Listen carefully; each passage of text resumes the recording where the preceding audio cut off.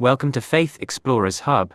Join us on a journey of discovery as we delve into the depths of faith, spirituality, and the human experience. Whether you're seeking inspiration, knowledge, or connection, you've found your home here. Don't forget to like, share, and subscribe to stay updated on our latest explorations. Let's explore together.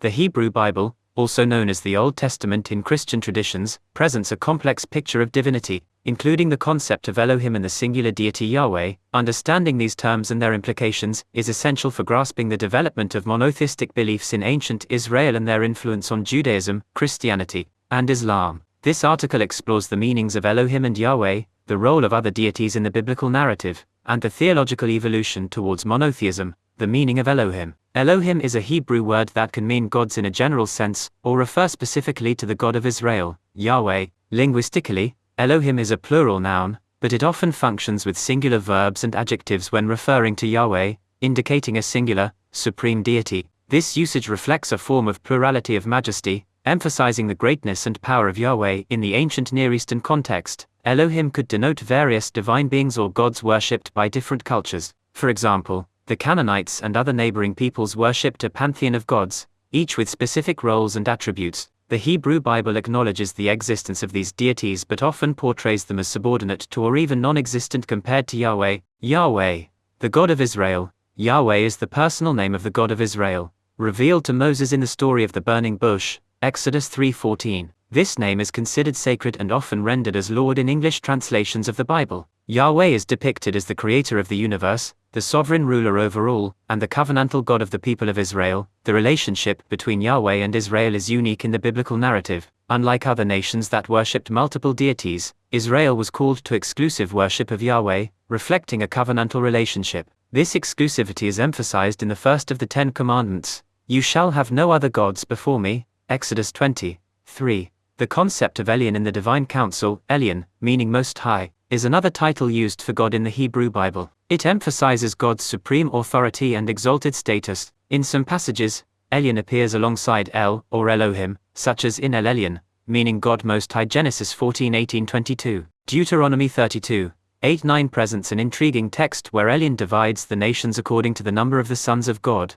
or divine beings. This passage suggests a worldview where different nations were assigned to different deities, with Yahweh being allocated to Israel. The interpretation of this passage has varied, with some scholars seeing it as evidence of an ancient belief in a divine council, a group of divine beings presided over by a supreme deity. However, in later Jewish and Christian interpretations, these beings are often understood as angels or lesser spiritual beings, subordinate to Yahweh, other deities in the biblical narrative. The Hebrew Bible frequently mentions other deities worshipped by Israel's neighbors and sometimes by the Israelites themselves. These include Baal, Asherah, Molech, and others. The biblical authors often depict these deities as false, powerless, or even demonic. The worship of these gods is portrayed as a significant sin, leading to Israel's downfall and exile. One notable story is the incident of the golden calf, Exodus 32, where the Israelites, under Aaron's leadership, create and worship a golden idol while Moses is receiving the 10 Commandments on Mount Sinai.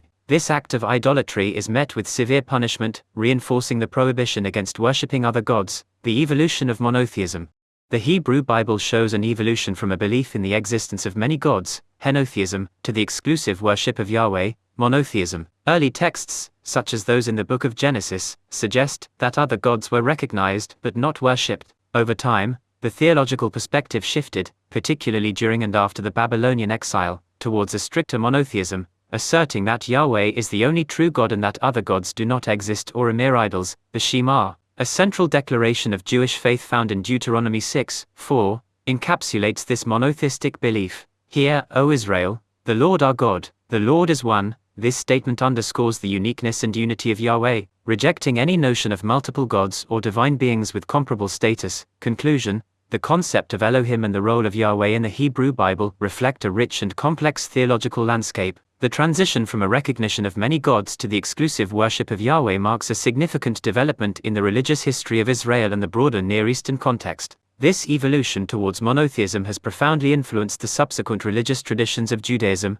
Christianity, and Islam, all of which revere the Hebrew Bible and its portrayal of the one true God. Understanding these concepts requires an exploration of language, culture, and theology, recognizing the diversity of beliefs and practices in ancient Israel and its neighbors. The Bible's insistence on the unique and singular nature of Yahweh remains a cornerstone of monotheistic faith and continues to be a subject of study and reflection in religious and scholarly circles.